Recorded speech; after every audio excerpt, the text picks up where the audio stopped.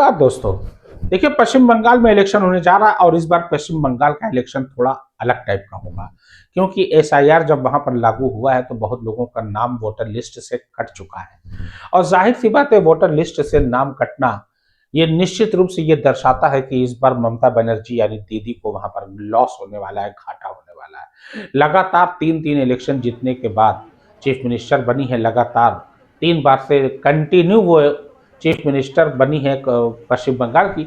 लेकिन इस बार पश्चिम बंगाल का इलेक्शन थोड़ा सा अलग दिखाई देता हुआ नजर आ रहा है। देखिए, बीजेपी जिस प्रदेश में, जिस स्टेट में उसकी जनाधार नहीं होता है ना, तो वहां पर वो धीरे धीरे अपना जनाधार बढ़ाती है, बड़ी कोशिश करती है और बड़ी मेहनत करती है। साम दाम दंड भेद, यानी हर तरीके से वो जो है अपनी कोशिश में लगती है ताकि जनाधार बढ़ जाए। और जब पिछली बार लोकसभा का इलेक्शन हुआ था, इस बार नहीं, 2019 में, तो उसमें उसकी सीट बहुत बम्पर बढ़ी थी, तो इस वजह से उसने और जोर लगाया। हालांकि 2024 में पश्चिम बंगाल में बीजेपी लोकसभा में कुछ कर नहीं पाई खास, लेकिन इस बार का जो विधानसभा का चुनाव होगा ये बहुत ही अहम साबित होगा और पश्चिम बंगाल की राजनीति में दिशा और दशा दोनों तय करेगा। देखिए, एक तरफ है मोदी और उनकी टीम और दूसरी तरफ है ममता बनर्जी, तृणमूल कांग्रेस, यानी सुप्रीमो वो खुद ही है, यानी उन्हीं की पार्टी है, राष्ट्रीय अध्यक्ष है। और दूसरी तरफ है बीजेपी। अब बीजेपी जो खेल खेलती है ना, ये बहुत ही खतरनाक अंदरूनी खेल खेलती है। अब पहले ही से जो है वो अपनी सेटिंग बना के अपना सर्वे वगैरह अंदरूनी वो कराती है और उसमें मेहनत करती है, चाहे उसके लिए कोई भी बल का प्रयोग करना पड़े वो करती है। वो मैंने एक बार कहा ना, साम दाम दंड भेद, हर नीति अपनाती है, साम दाम दंड भेद, यानी अकल से, पैसे से, हर चीज से वो जो है असर डालती है उस प्रदेश में। और पश्चिम बंगाल में पहले से उसका जनाधार बढ़ा है, तो इसलिए पश्चिम बंगाल में जाहिर सी बात है वो अपनी सीट बढ़वाएगा। सीट, देखिए, विधानसभा का जो इलेक्शन हो रहा है ना, ये एक तरफ ममता बनर्जी उनकी टीम है, दूसरी तरफ बीजेपी है। लेकिन बीजेपी इस समय केंद्र में भी है और जाहिर सी बात है केंद्र में पावरफुल होती है। जो भी सत्ता में होगा, केंद्र में होगा, दिल्ली की राजनीति में होगा और सत्ता में होगा, तो वो पावरफुल होगा ही, सीधी सी बात है।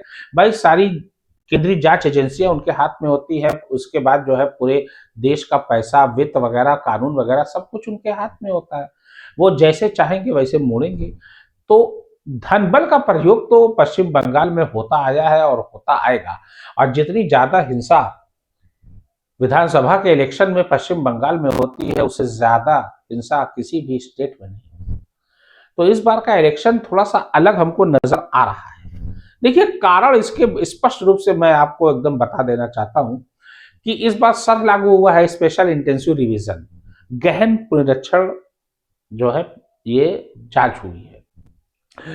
स्पेशल यानी विशेष, इंटेंसिव यानी गहन, और रिवीजन मतलब पुनरीक्षण।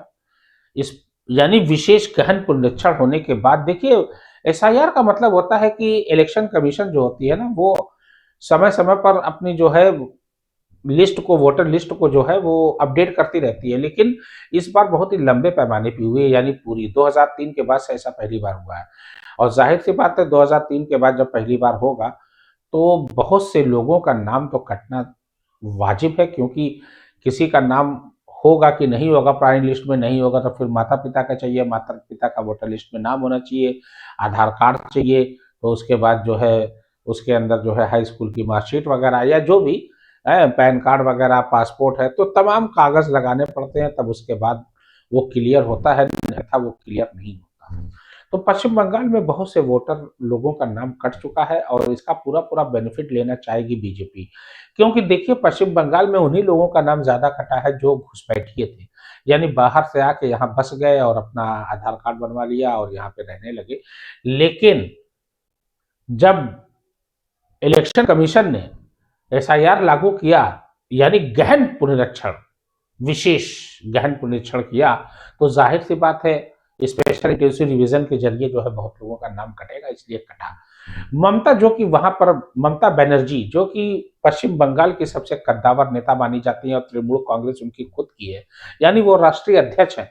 लेकिन स्पष्ट रूप से मैं आपको बता देना चाहता हूं कि ममता बनर्जी के खिलाफ भी बहुत से एक्शन लिए गए हैं और अंदरूनी चाल बीजेपी चल रही है। जैसे दिल्ली में आपने देखा केजरीवाल, अरविंद केजरीवाल जो कि लगातार दिल्ली से जीतते आ रहे थे बहुमत के साथ, 70 में से 67 सीट निकालना कोई छोटी मोटी बात नहीं होती है, बहुत बड़ी बात है, मायने रखता है। उसके बावजूद इस बार जो है दिल्ली का विधानसभा इलेक्शन वो हार गए और बीजेपी जीत गई और रेखा गुप्ता चीफ मिनिस्टर बन गई। वही कंडीशन हमको ऐसा प्रतीत होता है पश्चिम बंगाल में इस बार होने जा रहा है। यानी इस बार खेला होगा बीजेपी की तरफ से। हो सकता है बीजेपी इस बार पश्चिम बंगाल में कुछ बढ़िया प्रदर्शन कर जाए और हो सकता है कि शायद पहली बार वो सत्ता में भी आ जाए।